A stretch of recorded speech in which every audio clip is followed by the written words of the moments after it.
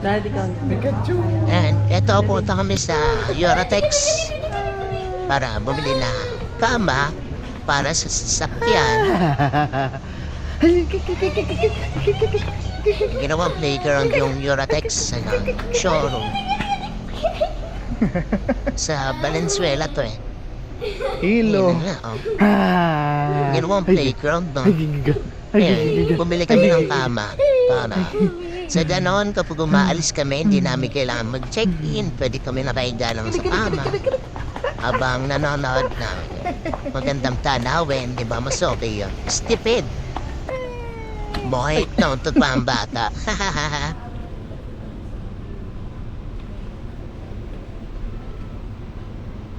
Napunta. Dito. Don't go there. Dali. No. Come. Kaya habang nag-aantay kami, laro na lang kami, ang bata.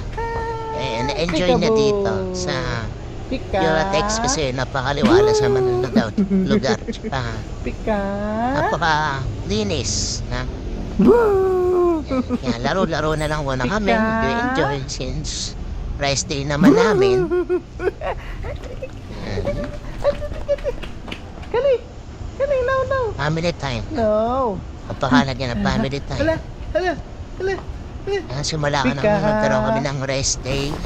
Parang ang bilis na ng isang linggo. May nilook forward na kaming pahinga.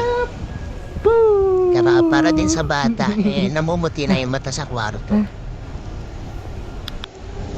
Ganda, napakaganda nito. I like that. Makasolid. Yun nga lang kapag magat ng bakal kasi patagalan kinakalawang.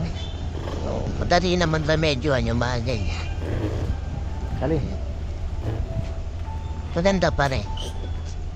No. Safe na ba? Safe sa bata. No. Tsaka ang ganda ng design niya.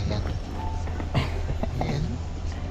At eto na nga, ang itsura namin. Yung binili namin kama. Yung kama na pupold ng 3 times para kapag nidiligpit spacious pa rin ang car. Pakasarap sa lugar na yan. Sa Biscape nga pala yan. Bye-bye.